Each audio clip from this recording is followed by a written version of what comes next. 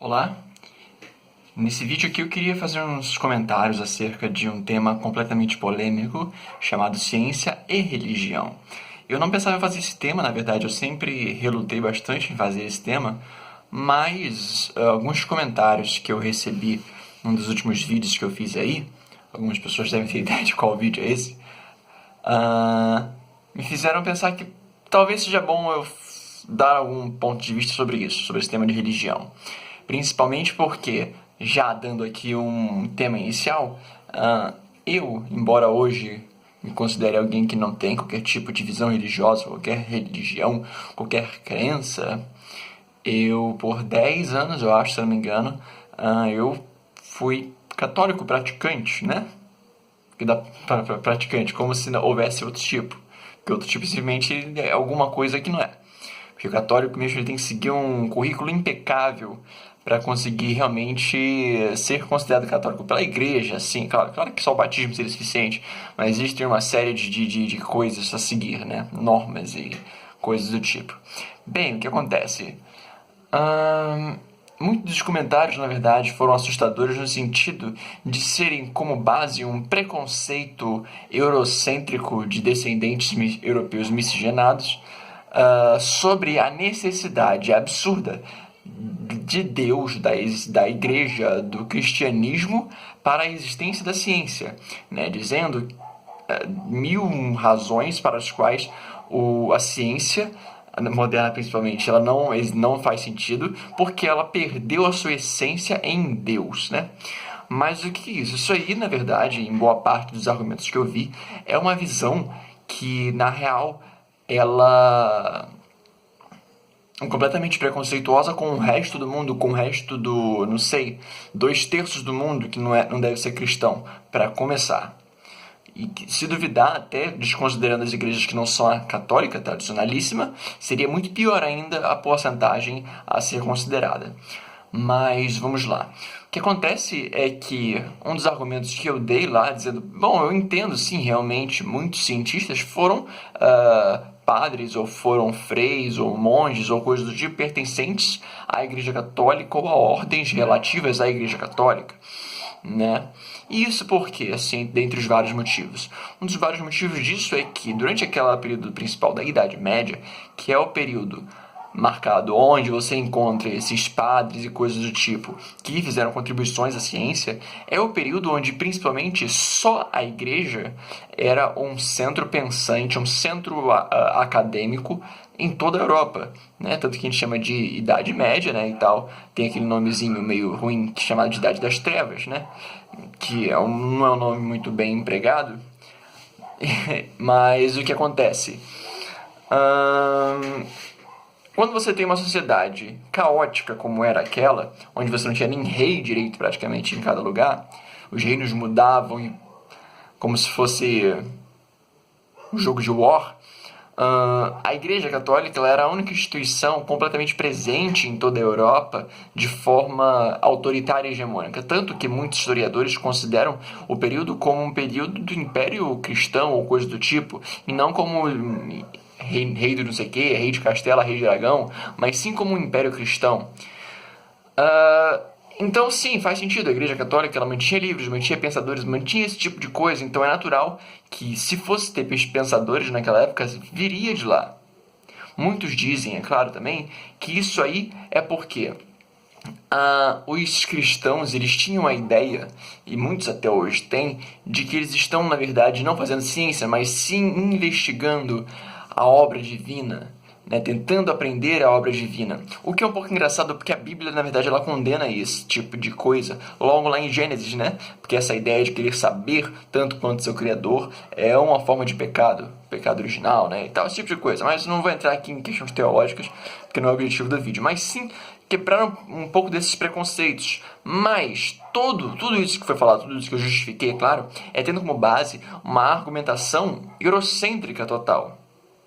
Que não faz nem sentido já que a gente está na América. Mas o que acontece? Durante a Idade Média, chamada de Idade das Trevas erroneamente, esse termo Idade Média, ele só se caracteriza, e as características que nós damos à Idade Média só fazem sentido na Europa. Até porque esse é um termo da historiografia europeia, né? que se espalhou pelo mundo devido às colonizações. Mas, enquanto a Europa estava naquele caos que só a Igreja Católica tinha algum tipo de ordem para botar na casa, o que acontece é que os árabes, por outro lado, nos impérios, nos califados, né, são chamados Abássida, eu não lembro agora os nomes, eu já soube um dia, mas os califados muçulmanos, islâmicos, naquela época, na verdade, estavam reinando absolutamente bem sobre o conhecimento. Como eu já comentei aqui no meu vídeo sobre esse tema, relativo também ao livro da Casa da Sabedoria, que era um lugar em Bagdá, que era basicamente um centro de estudos e tudo mais. Os muçulmanos, eles pegaram esse tipo de conhecimento principalmente por base dos gregos, de textos de filósofos gregos, que depois chegaram aos europeus por causa dos árabes, né, devido ao intercâmbio cultural, mas os árabes também pegaram muito da fonte indiana, acho que também um pouco da chinesa, porque eles estavam bem no meio de tudo, e continuam no meio de tudo, então era um lugar muito propício, principalmente pela Rota da Seda e tudo mais, né? O conhecimento rodar. A China naquela época, então, detinha conhecimento de navegação técnico muito maior do que a Europa, se eu não me engano. Muito maior do que acho que todos os outros impérios ali. Mas o que acontece é que nós, na nossa eurocentricidade, nós não estudamos a história da ciência chinesa, japonesa, árabe. Nós desconsideramos o legado árabe, principalmente na medicina, que é basicamente algo que surgiu de forma mais profissional com os árabes e também com os judeus, eu acho, se eu não me engano, porque os judeus e os árabes, acho que eles tinham uma convivência, os católicos que eram proibitivos da presença de judeus e árabes na Europa. E o que acontece? Falar que isso tem a ver com Deus, com o cristianismo, por simplesmente influência divina, é um preconceito gigantesco, porque você joga no lixo todos os feitos científicos, também de outras sociedades como os maias, que também estavam sim tentando entender os deuses, porque os deuses deles eram os astros, o sol e tudo mais. E estavam tentando entender os deuses, mas eram outros deuses. Então, você ter esse tipo de argumento, você está basicamente dizendo que todo o resto da humanidade, com seus feitos palpáveis, seus feitos que existem e são realistas, eles não existem. É uma negação da realidade absurda, né?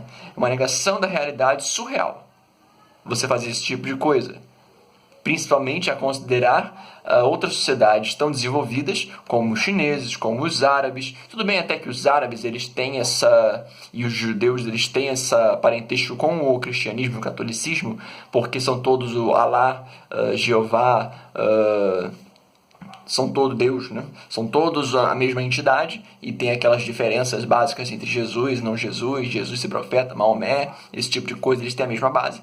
Mas isso não tem uma significância suficiente para dizer esse tipo de coisa sobre a religião como ter um papel fundamental na ciência. E a ciência, realmente, a religião, hoje em dia, realmente, ela não está tão presente quanto você pensa que está. Você pensa que há 100 anos atrás, quando os cientistas eram, tipo, Einstein era judeu e tudo mais, você considerar esse tipo de coisa, dizer que, não, naquela época a ciência era de verdade, mas na realidade, desde o momento, acho que do Renascimento, onde os argumentos científicos passaram a vir pela frente, a religião, a fé primordialmente perdeu um pouco a sua realidade. E isso é um fato, queira você aceitar ou não, sendo cristão ou qualquer coisa assim. Porque se alguém chega para você hoje, cristão, e diz que ouviu uma voz dos céus, que foi Deus dizendo para você matar o seu filho, né? Sacrificar o seu filho em nome dele, você vai chamar a polícia, ou vai chamar alguma outra coisa, vai dizer que isso é uma loucura. Você não vai aceitar mais esse argumento como uma pessoa, até mesmo na Idade Média, acharia razoável acreditar, porque na Idade Média o pensamento fundamentalista religioso era muito maior. Até mesmo o fundamentalismo islâmico, atualmente, eu acho que ele não é tão grande quanto antigo. Quando você fica doente hoje, você procura um médico, você não começa a oração primeiro, você começa a oração depois que os médicos não conseguem resolver o seu problema, né? Tanto que até a questão investigativa dos milagres tem um pouco disso. Investigar milagre? Não, milagre você aceita. Mas a igreja mesmo hoje, ela investiga os milagres até não poder responder, né? Ela mantém o milagre. E isso entra também um pouco na questão da realidade aqui, de que... Bom, vamos lá. Essa questão toda investigativa, por si só, da igreja, ela é uma afronta total à existência religiosa, ao rompimento com a fé como a base principal, né? Daí temos esse problema em ter uma religião hoje que ela já não é tão mais presente como antigamente, mas que quer ser baseado numa ideia falsa, porque a ideia da era de ouro religiosa que muitos têm, como sendo só coisa de 100 anos atrás, ela já é muito falsa, né? Porque esse resgate religioso que as pessoas pensam em buscar, na verdade, ela está dentro da Idade Média, dentro da realidade onde você não questiona qualquer tipo de coisa, onde você não questiona a sua realidade, você não quer entender o mundo, né? Essa é a base da religião em si.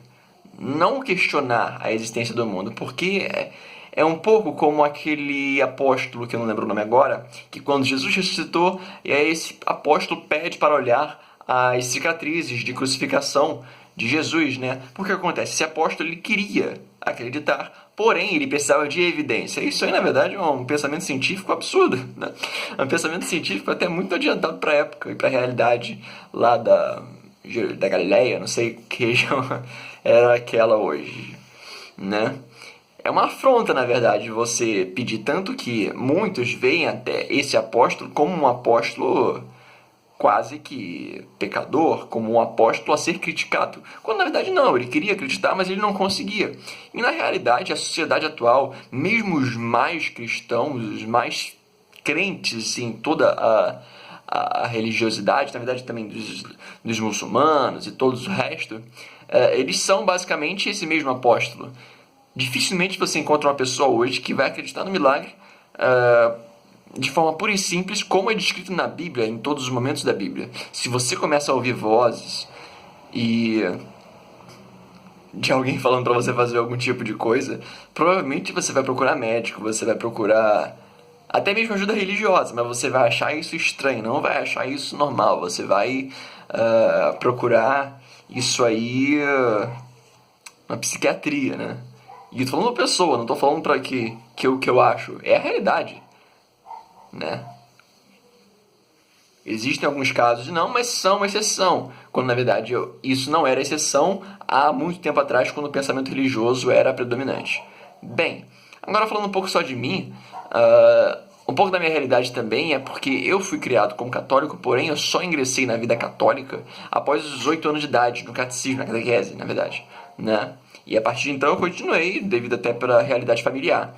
Mas o que acontece é que a falta da vivência na primeira infância sobre isso de religião foi justamente uma das coisas que nunca me deixou ter uma visão puramente religiosa que, por exemplo, outras pessoas da minha família têm, porque elas foram incluídas nessa realidade de acreditar desde o princípio, né? Uma realidade que nunca foi presente para mim. Eu fui criado por enciclopédias, né?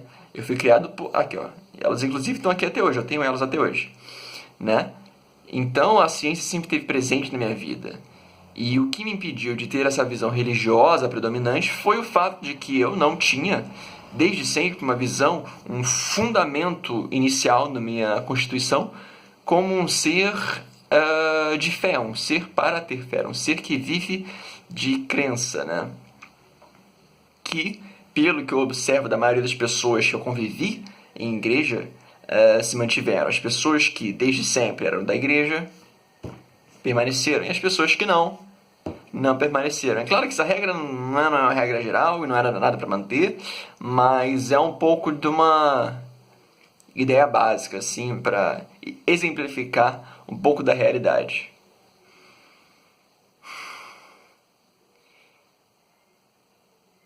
Eu acho que era basicamente essa questão que eu queria discutir. Isso é muito mais complexo, é claro, mas é um pouco para ter uma voz contrária a esse preconceito absurdo contra a realidade de não haver mais um pensamento religioso na ciência. E assim, você pode ser religioso e um cientista à vontade, na verdade.